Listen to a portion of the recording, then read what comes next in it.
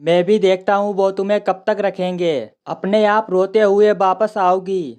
प्रीति ने जवाब दिया, उसकी नौबत नहीं आएगी। मेरे पापा ने मुझे इतना काबिल बना दिया है कि। हेलो दोस्तों, इस कहानी को एक बार पूरा जरूर सुने। ससुराल या मायका, सास बहू की कहानी। प्रीति अभी तैयार होकर घर से निकल ही रही थी। उसकी सास सरिता जी ने टोक दिया, बहू कहाँ जा रही हो। प्रीति ने बहुत विनम्रता से जवाब दिया, माँ जी, पापा की तबीयत बहुत खराब है। माँ बहुत घबरा रही हैं, उन्हें देखने जा रही हूँ। यह कहकर प्रीति बिना जवाब का इंतजार किए घर से बाहर निकल गई। सरिता जी को उसका व्यवहार अच्छा नहीं लगा, लेकिन पिता की बीमारी की खबर सुनकर वे चुप रह गईं। प्रीति जल्दी से घर पहुंची तो देखा पापा का खांसी की वजह से बुरा हाल था। प्रीति ने माँ से कहा, मैंने आपसे पहले ही कहा था कि पापा को किसी अच्छे डॉक्टर को दिखा लेते हैं। खांसी बढ़ती जा रही है, लेकिन आप दोनों किसी की सुनते नहीं हो। तुम पापा को संभालो, मैं ऑटो लेकर आती हूँ, हम बड़े हॉस्पिटल चलेंगे। प्रीति पापा को लेकर अस्पताल पहुँच गई। वहाँ डॉक्टर ने उन्हें एक इंजेक्शन लगा दिया, जिससे उन्हें कुछ आराम मिला। डॉक्टर ने प्रीति से कहा, देखो अभी तो हम इन्हें एडमिट कर रहे हैं, कल इनके सारे टेस्ट करेंगे, उसके बाद ही ठीक से इलाज शुरू होगा। प्रीति पापा को एडमिट कराकर घर पहुंची तो उसके पति रोहन उसकी रास्ता देख रहे थे। रोहन ने जाते ही प्रीति से पूछा, कैसे हैं पापा? तुम तो उन्हें देखने गई थी, कितनी देर लगा दी? तुम्हें पता है ना, माँ से खाना नहीं बनता, आज सब भूखे बैठे हैं। कम से कम पापा को सोचती, अपने घर ही जाकर बैठ गई। यह सुनकर प्रीति की आंखों से आंसू छलक उठे। उसने किसी तरह अपने आप को संभालते हुए कहा, पापा की तबीयत बहुत ख़राब थी, उन्हें हॉस्पिटल में एडमिट कराकर आ रही हूँ। आप सब बैठिए, अभी मैं 10 मिनट में आप सबके लिए खाना बना देती हूँ। यह सुनकर रोहन का गुस्सा कुछ शांत हुआ। उसने कहा, नहीं रहने दो, खाना मैंने बाहर से ऑर्डर कर दिया है, तुम बस माँ के लिए 1-2 रोटी सेक देना, वे बाहर का नहीं खाती। तुम जाकर नहा लो, हॉस्पिटल से आई हो। प्रीति को रोहन का उसकी केयर करना अच्छा लगा।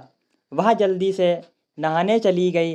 नहाकर उसने माँ जी के लिए खाना बनाकर उन्हें परोस दिया। वह जल्दी जल्दी खाना बना रही थी। उसका मन पापा की ओर लगा था। पता नहीं अब कैसे होंगे। वह फ़ोन करना चाह रही थी।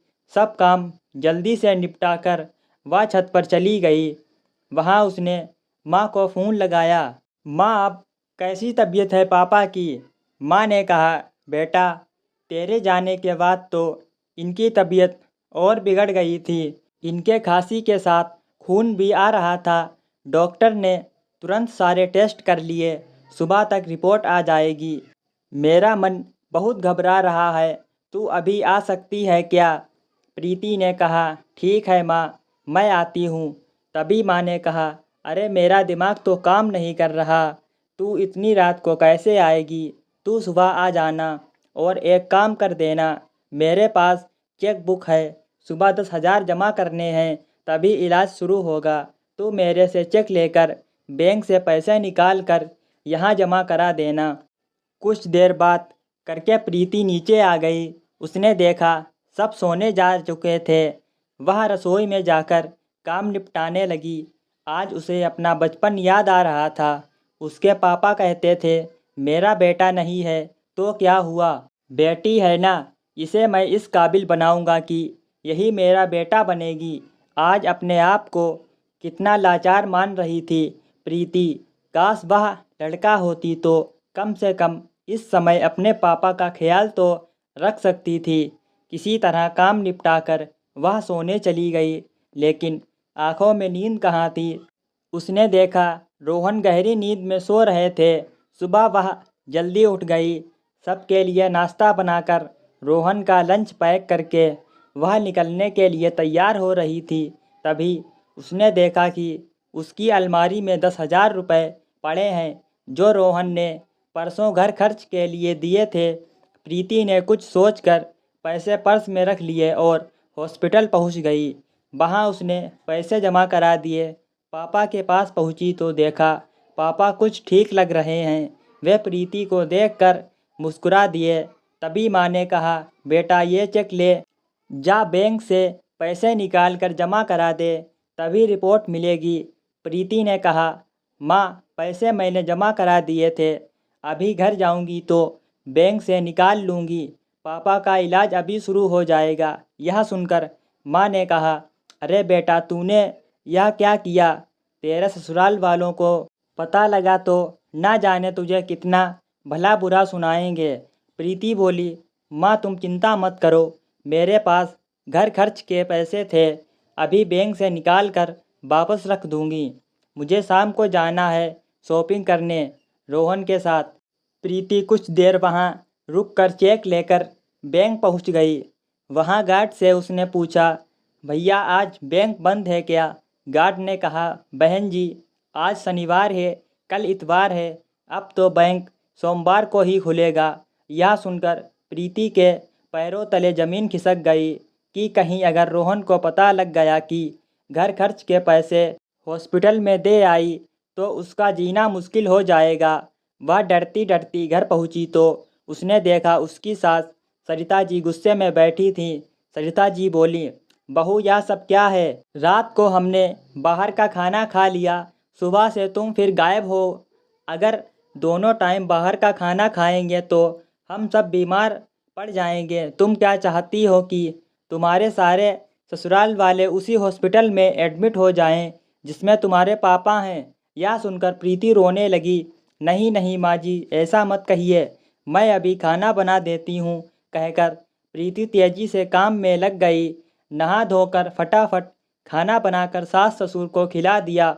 इधर उसे पापा की चिंता थी, उधर उसे रोहन के गुस्से का डर। जब उसे पता लगेगा कि घर खर्च के पैसे मैंने कहीं और खर्च कर दिए। शाम को रोहन ने आते ही शॉपिंग के लिए चलने को कहा। प्रीति ने उसे कमरे में ले जाकर सारी बात बता दी। यह सुनकर रोहन को बहुत गुस्सा आया। उसने कहा, यह अच्छा है, मैं इसीलिए बिना भाई की बहन से शादी नहीं करना चाहता था। आज वही हुआ जिसका डर था।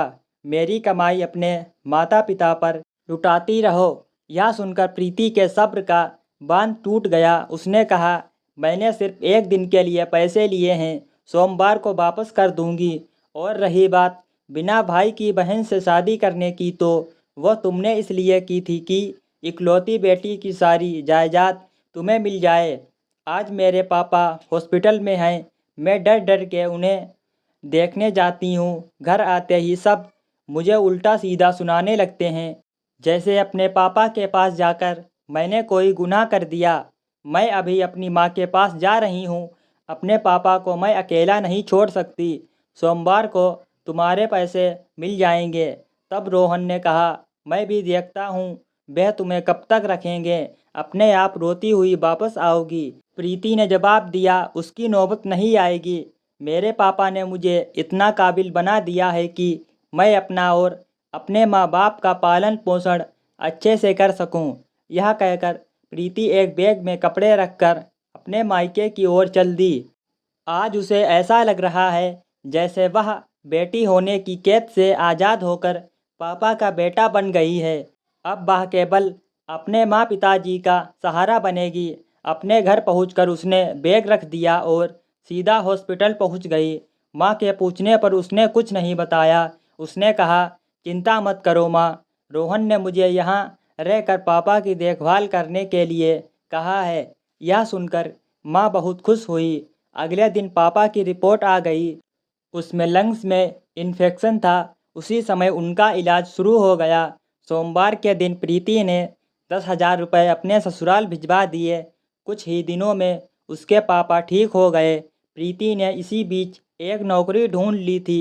जब उसके पापा घर गए तो उसने सारी बात उन्हें बता दी। पापा ने कहा, बेटा हम अपना ध्यान रख लेंगे, तू रोहन से बात करके वापस लौट जा। प्रीति बोली, पापा मैंने घर आपकी वजह से नहीं अपने आत्मसम्मान के कारण छोड़ा है। अब मैं बेटा बनकर आपकी सेवा करूँगी, आप परेशान ना हो। दोस्तों, अगर आपको यह कहानी अच्छी लगी हो तो हमारे चैनल को सब्सक्राइब और इस वीडियो को लाइक ज़रूर करें। चलिए मिलते हैं अगली एक और न्यू कहानी में।